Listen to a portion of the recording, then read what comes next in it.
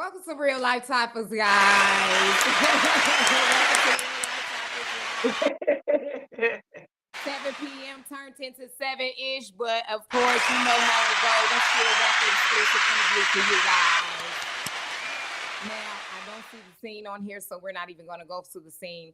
We're just going to welcome Mr. James Artiseen to Real Life Topics podcast uh, live video.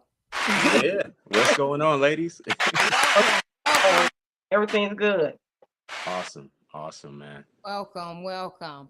So everyone can hear me, correct? Yes, I can hear you. I hear you. I hear you loud and Okay. clear. So, Grammy nominated audio engineer, Yes. singer, songwriter, owner of label Humble Sound Records, Yeah. Mr. James Artesian, y'all. What's up, man? Commonly known as James Allen Worthy. Right. Yes. So, James, for the start off, I want you to just let Real Life Topics audience know in your definition of who is James Artesian, formerly known as James Allen Worthy. uh, I'm just somebody that loves music. I'm a artsy kind of guy. Always been a fan of the entertainment and arts world and the music world from a very young age. Been around music my whole entire life. So I always thought it was like the inevitable for me wanting to get into the music business because it's always been around me and damn near in me. So I'm from Queens, New York, and music is just kind of what saved me in a sense because I could have been out doing crazy stuff and doing stuff I ain't had no business doing, but music was just always in the forefront and something that made me feel good. So, once I kind of honed in on that, sky was the limit. Oh, So, at what point? What is the point in your younger James Worthy years did you know that you were going to have an impact and you wanted to do music? At what age did that start? I didn't really start getting into the music really heavy until like 16. Because that's when I started like collecting albums and vinyls and reading credits and trying to figure out exactly how to actually make music. Because before that, it was just a love of it and for it, and then just trying to figure out what my thing would be. But once I kind of made the decision, like, hey, this is exactly the path that I want to take, then I started kind of learning about the songwriting aspect of things, song structure, how to actually write melodies and lyrical content, as far as concepts go. And it just started building from there, So once I kind of got my feet wet with songwriting, then the music production came after that, and just kept climbing up that ladder. So, in the midst of you producing the music, at what point did you know you wanted to actually become an artist and sing and put yourself on stage and put yourself out there to become Mr. Artesian? Well, that didn't really come until like later on. Like because I was doing so many records and projects with other artists, throughout the years, and I was always a firm believer that you got to crawl before you walk, and you got to have certain things under your belt before you get to another level. And that's exactly what my mindset was. I'm like, okay, I have to have some type of resume, some type of discography for people to not only go off of, but I have to get in certain rooms, and this is the face card. So, going from working with a Justin Bieber to a Katy Perry to, a Meek Mill and blah, blah, blah, that was my face card. So now moving forward, probably 2017, 2016, 2017, I was working with a gentleman by the name of International Nova. And at the time, I was still producing and writing, but I was producing for him at the time. And he was the person that kind of brought the idea to me in the sense of, doing records as far as me being an artist. Uh-huh. And he brought up the idea of us becoming a duo group, which was called Kings X2. And we put out one single, which was called Wine for Me in 2017. And that ended up debuting at number 10 on Billboard. So Okay. it's the first time I was ever on a song, period, as an artist. Okay. Look at you. So that was like a big introduction to people. They were like, "Oh my God, like how the heck did he do that?" And then But you, it it seems like it's kept your going. destiny. Yeah, yeah, I thought that was a sign, and once we kind of broke off the group, that's when I became the solo artist. Okay, okay. So who are some of your favorite artists to collab with? That's always a hard question because I've worked with so many people, but they all have been different. But if I had to choose, I mean, Justin is super super dope to work with. Future is super duper dope to work with. Um, man, 112, Madonna. I mean, they all super dope. Mm, mm. Okay, okay. You have any questions? Because I can continue to go on with my co-host to repeat. I got a couple more in the chamber, but I just want to make sure I ain't taking over. Well, I'll let you get back to that. I'm gonna let you finish in my Kanye West voice. I'm gonna let you I'm gonna let you finish. Okay, okay. So finish my it. other question is because there seems to be layers to you because you kind of have your foot in every part of the music industry to build yourself to Mr. Artesian. So my question to you is, what do you intend to convey in your music? Well, my music is just exactly who I am as a person, not only, but what actually my life is and what my experience are, what my day to day is, quote unquote. So like anything you hear musically from me, especially me personally, is real stuff. It's not like fictional. It's not like somebody else did it and I'm just talking about it. Like it's actually my life.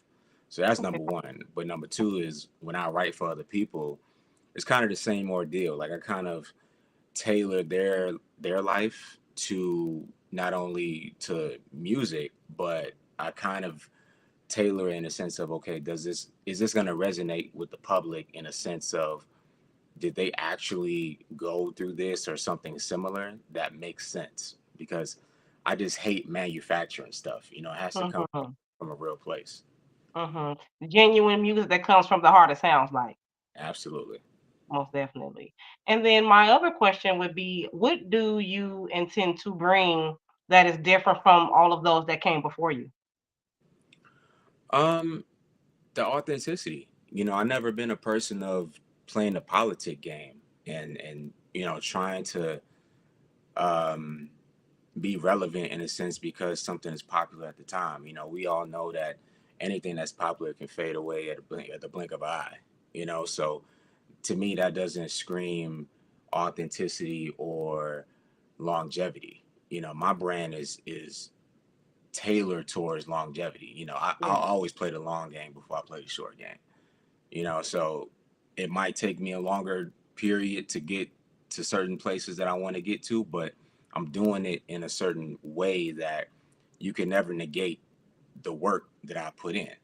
You know what I mean? Because I didn't take shortcuts to get there. Right. Icon level stuff, you know? Look, she said it, y'all. Yeah, I'm just saying, when I get that because in a world full of the industry, fakes, phonies, frauds, you have people that are simply artists. They don't really have a love of it. They're just trying to come for the money aspect of things. Right. It is very rare to come across an artist that is like you. You know what I mean? Especially in today's industry. So to be honest with you, I really appreciate that as an artist. You know what I mean? Yeah, I appreciate that. Um, you seem to have a on your label you have a diversity Yeah, in your yeah. artist, right? So how did we get there? Like, what made you say, you know what? Because certain labels only deal with certain people. How did you bring diversity into your label? Um, well, it all starts back when I was young. Like I always see myself as being a mogul. And within being a mogul, you have to be versatile. You have to stick your foot in different types of waters that maybe you're not used to. But once you do that, it's all about the experiences and building on top of those experiences. And that's what Humble Sound Records represents is we are a imprint that we let whoever that's on the roster, we let them flourish, we let them fly, we let them be as creative as they possibly can. We don't stifle them. We don't always tell them what they have to do. We Yeah. kind of let them just be free spirited with their art.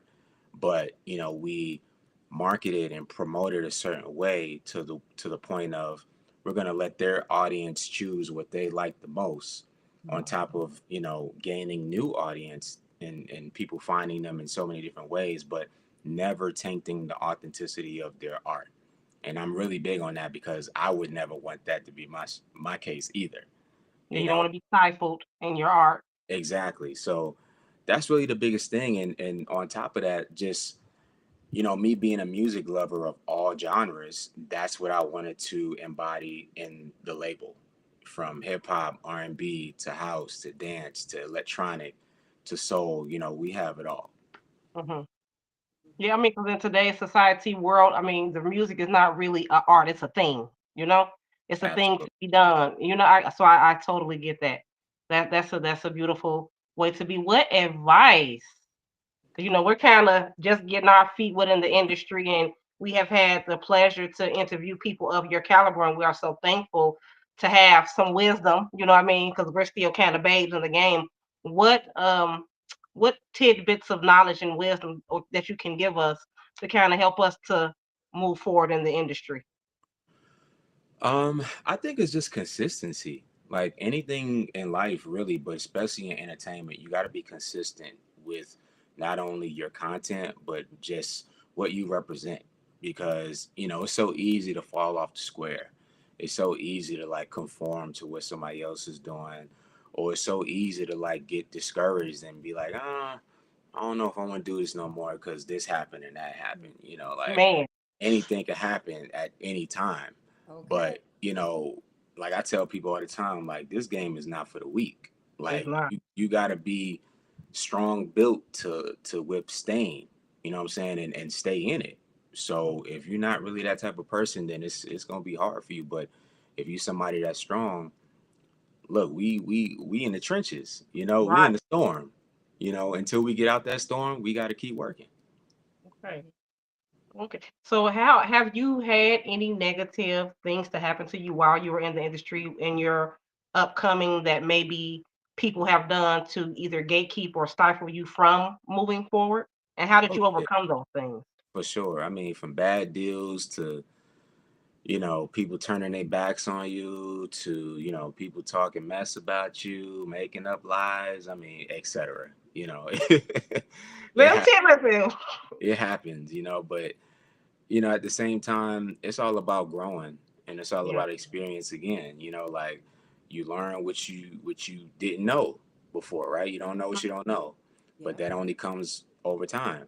Yeah. And for me personally, like, yeah, I've had plenty of situations where people that I thought were, you know, had my best interests, or, that I thought was down with me turned out to not be down with me. And, there's nothing I could do about it. I just got to chuck it up to the game and keep it moving. But it taught me a lot in a sense of now I know what not to do. Now I know how to use my discernment a lot more. Now I know how to, read a situation a lot better or read people a lot better, Hmm. but also too just knowing what battles to pick. You know what I mean? Like not everything deserves a reaction either. It does not. It does not. And I think when you lack emotional intelligence, especially when it's something new to you, you get eager, you get excited, and you either jump the gun or, Right. you may second guess yourself and things of that nature. So I definitely get where it's one of those things that you learn within your walk. You know what I mean? Because it's something new to you. And Exactly. a lot of times what you don't know, you fear. So in order to get over those fears, you have to, like they say, take life by the horn, be That's a fact. be a conqueror. That's a fact. Yeah. Well, that I really enjoyed this interview. You have any questions, Miss Yeah. Godschild? Now you know you can't count Stephanie. God shout out. Artesian. So, of course, like one of the number one questions that most people usually ask you, I know you all used to it and everything, but I kind of still do want to rewind to the beginning stages of your career. Hmm. Was going to school and you ended up having a chance to meet Michael Jackson. Mm. So, like to hear that uh, good story about how that ended up happening, and because I mean I'm sure that's very rare. It's definitely a blessing for you to have been one of the chosen ones. I don't know if it was option, but you had to be a chosen one to even Yeah, yeah, experience that. Really, yeah. the I top mean, dog of Michael Jackson. yeah. Well, for one, I was a huge Michael Jackson fan growing up, so he was definitely at the top for me. But literally, I was 11 years old, and it was really like a fluke kind of thing because I didn't even know that not only this was going to happen, but I was kind of tricked in a sense of going to meet him because at this time, like this is back when like fan clubs was a big thing, and MySpace was popping and all of that. So a lot of artists had fan pages and fan clubs and all that. And I was part of the fan club, and from time to time they would give you heads up, hey, he's gonna be in this city, that city, blah blah blah.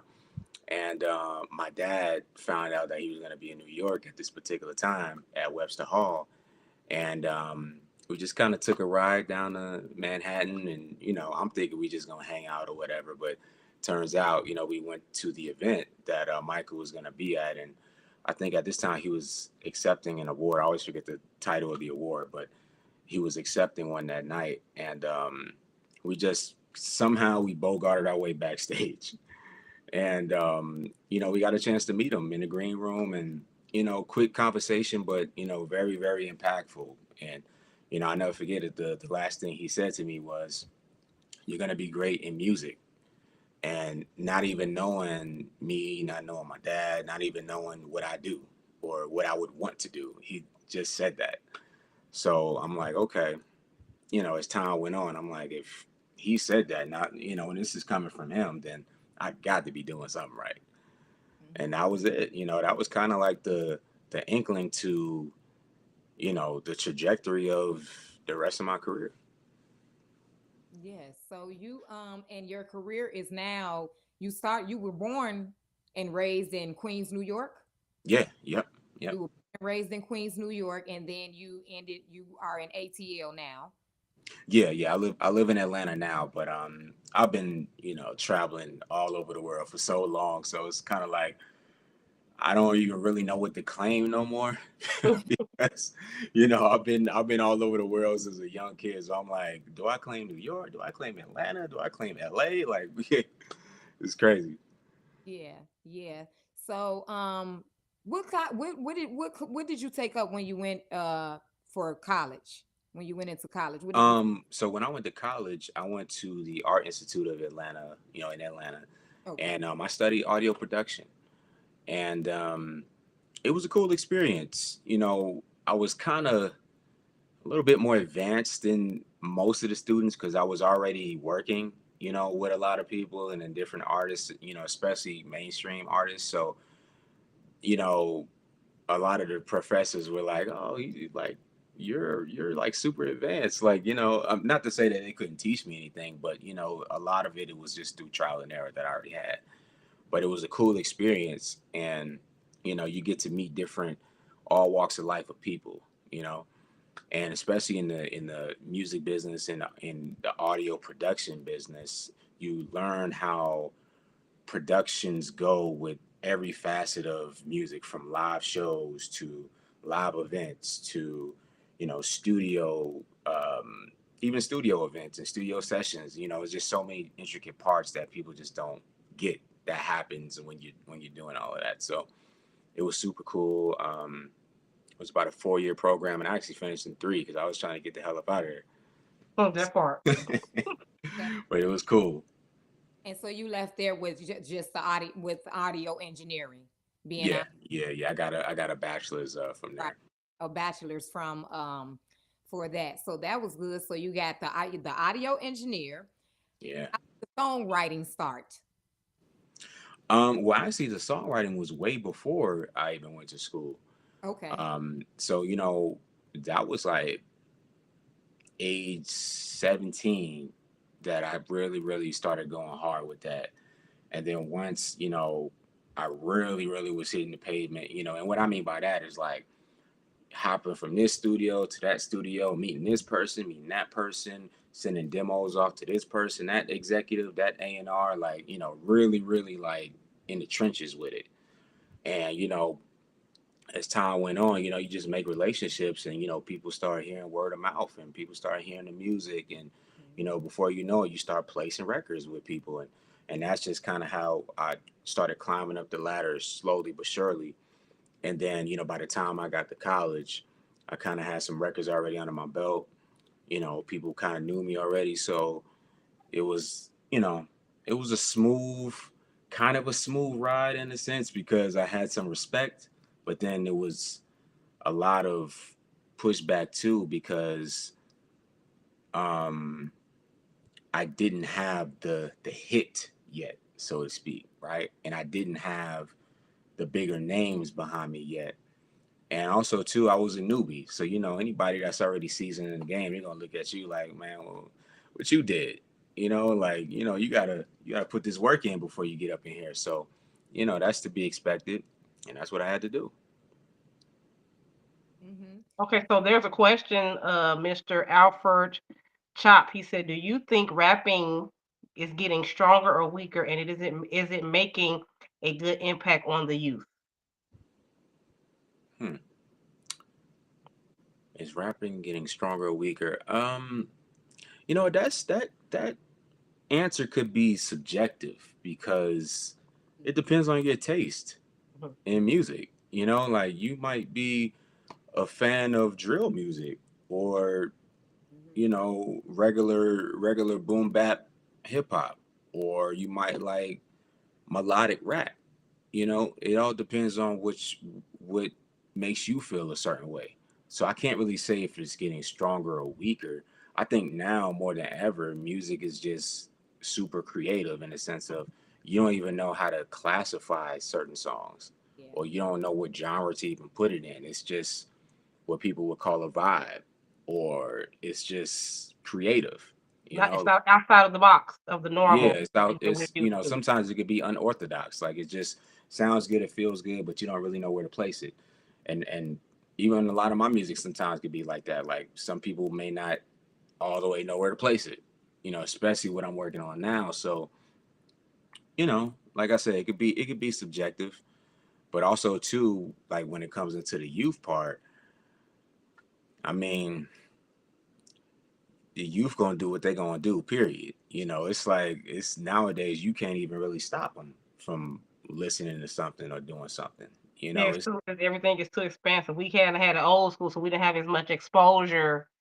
You yeah, know, like anybody can go anywhere. They can Mhm. see anything. They can hear anything. They could talk to anybody anywhere in the world. Like it's the options are endless.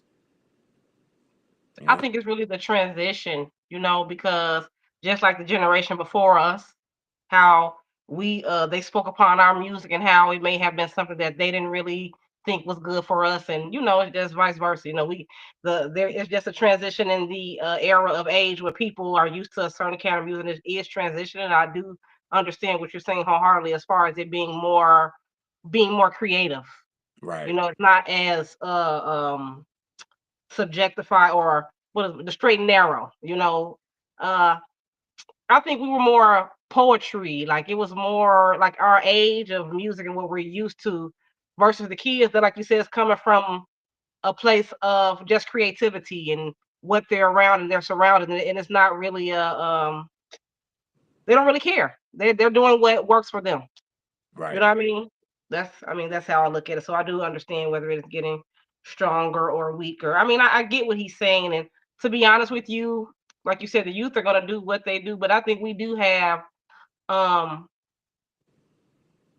we should have a better grip on the music in society today. It is our responsibility. You know what I mean? Like I think a lot of the time we get outside of the artistry and we're not understanding the impact that we Yeah, may I agree. have on the youth. You know what I mean? Because to be honest with you, because it's not a lot of genuine people. I'm not gonna say not a lot. Mainstream is not really is like you said, it's kind of cookie cutter music. You don't really have to have a lot of talent. Certain things are just being pushed. I don't know. It's just different. I think more Yeah, so than I, getting I agree with stronger that. or weaker. I agree with that. Well, we do have a responsibility to our youth to kind of. I mean, maybe we should talk about it more. I think it's kind of Yeah, I like, mean, it's all about examples. I think definitely people need to start setting more positive examples, um, especially with the music. Sometimes it's all about the message, and mhm, it's all about what you're putting out there, but also, is that really what you believe in? right, Is that really how you represent yourself? Like I'm just a stickler for how what you put out in the world is what you get back, and how you present yourself is what ultimately people are going to remember you as. right. So, do you So want to make a positive or a negative right, impact? put your best foot forth. So, do you think there is there an agenda being pushed in our music today? Yeah, definitely the Yeah. powers that be, they want people to be stuck. They want them to think a certain way and look a certain way and view things a certain way. It's all about control. It's all about greed and power. It's all about um, how much can they control you. Your mind, because if you had the Yeah, head, the body gonna follow. that's what it is. And they prey on the people that are weak. They're gonna prey on the people that aren't strong-willed and strong-minded. That's the whole point of it. But I think it's something that you can't really stop. It can be talked about, but you just have to kind of be part of the balance as far as being positive in your own way. You know what I mean? Yeah, I mean, you got to be part of the solution. Hmm. Straight up. If you're not part of the solution, then you're part of the problem. Part of the problem. I think that is what he was trying to convey or get to as far as is he getting stronger or weaker, because you got to think back when we were coming up in rap and hip hop, it was a message and it was clear what the message Yeah, was in our music. And so when things kind of turned for the worse, a lot of but people. you know why? The reason why we don't really hear that as much as we used to back then is because now that doesn't sell, which is unfortunate. So what would help somebody and what would change things, you would think would sell, but it Right, doesn't. of course, And that's the problem. that's what's popular. It's because, again, it's about the control factor. They're always going to push whatever is destruction, they're going to push that to the masses. Of And course, it's not just music, that's entertainment, that's politics, that's everything. that's everything. Food and everything, Everything. everything. They are making mainstream music messages be negative. I mean, but to be honest with you, I believe in like the YouTube era and things we're kind of really stepping away from the mainstream. It's starting to turn away to more because we're understanding what's going on now. We're getting ahead of that train because for a long time it was like the agendas and things. And you do have what they call the YNs, but that's still a narrative being painted, if that's Right, right, per se. It's like right. being in the nitty-gritty. Are you in these areas to actually see what's going on, or are you just glued to your screen and listening to what they're telling you? You have to sit back and observe to really be able to see what's going on. But like I said, you have to just do your best to be a part of the balance and being on the positive side of things. You know what I mean?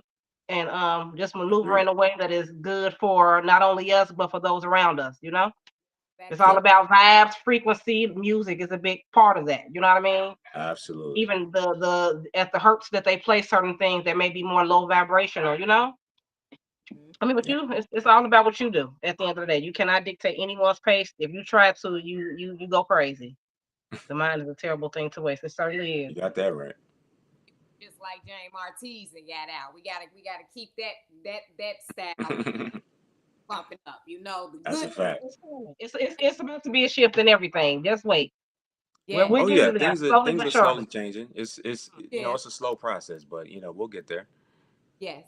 Yes. But yes. So Mr. James Artesian, we already talked about the audio, being an audio engineer, being the singer, being the songwriter. Of course, we have technical difficulties because we were supposed to have the other scene because I want to play my favorite James.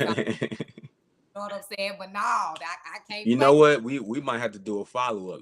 you. Just so we We we got will. We right will. Please. Yes. Yes. Yes. We Right. need that. Don't for have to sure.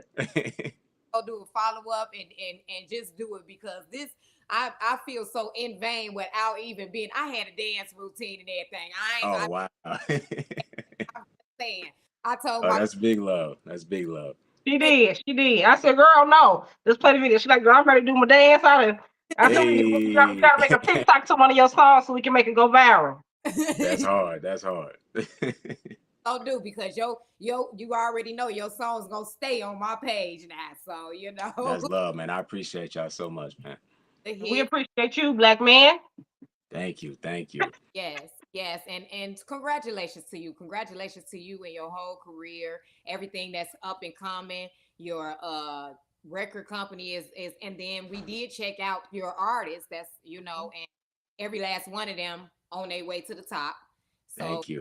so you made a good decision. What we say, discernment. You got to do good decision making. You made good decision making. You made. Oh yeah, oh yeah. And another thing about that too is, I tell people all the time, this is not an overnight thing. This No. years and years and years of working, building, grinding in the trenches, learning, all these things are to be taken in account for. And these are the things that I had to not only use for my personal brand, but for the label brand itself.